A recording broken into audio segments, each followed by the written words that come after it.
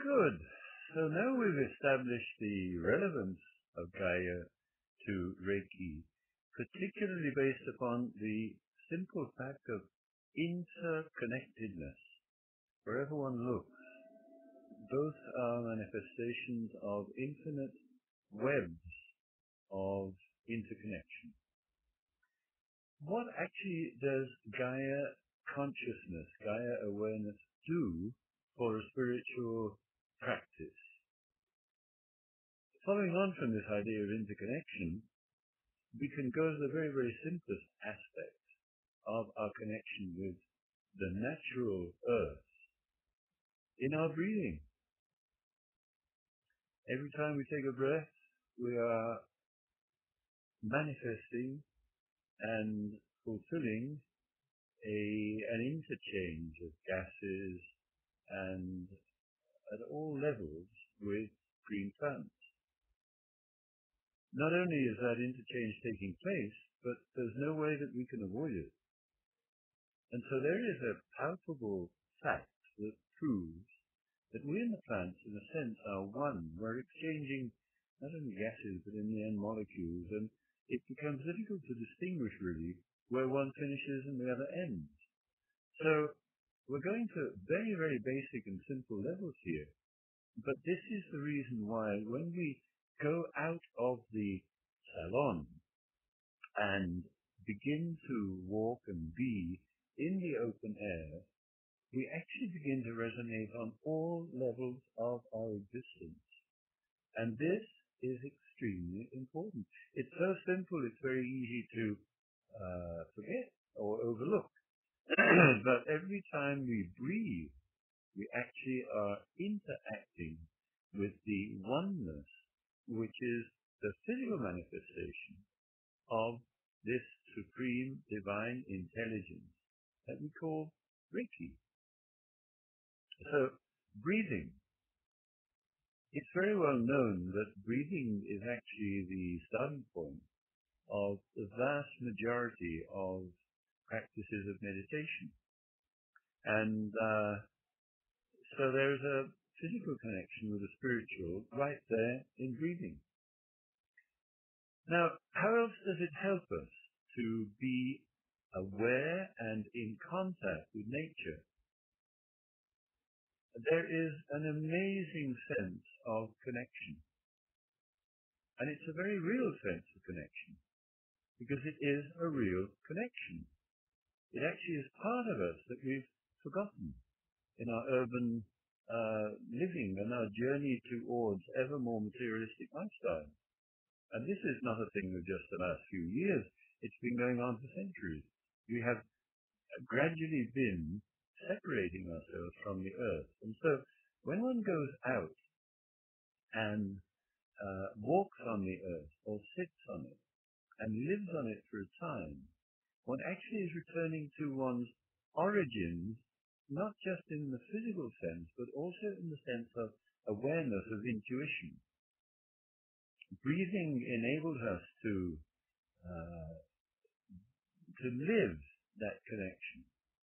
And the result of this, if we do it in a practiced way, facilitating in certain ways the activities, it brings us, as well as connection, it brings us into a state of presence.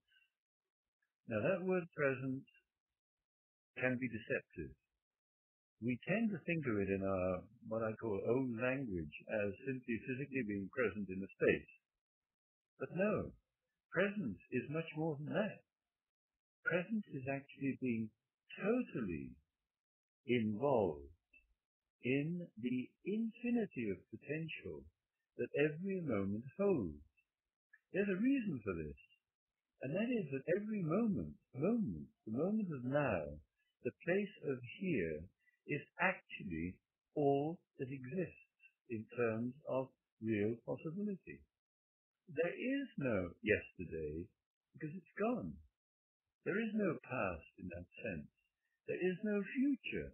The only moment in which we can really live is now. And being now, in this moment, is being present. Being here physically and in other ways present in this space is also presence. Being here completely in this body is also presence. So we're talking about presence in three dimensions here, if you like, in the body, in the moment, and in the place. And when that occurs, our awareness is enhanced. With our enhanced awareness, we are truly able to see and understand subtleties of life. And this is why many teachers use the word mindfulness to describe this state of being present. There's a well-known Vietnamese master and poet and Zen master called Thich Nhat Hanh, who has a wonderful discipline of simply walking mindfully. We'll be talking about this later, but Thich Nhat Hanh has become extremely well known, not only for his mindful walking, but also for another characteristic of his teachings, with which I'm going to finish this little video at the moment, because it leads us on to a great secret which is extremely useful in our spiritual practice, and that is simplicity.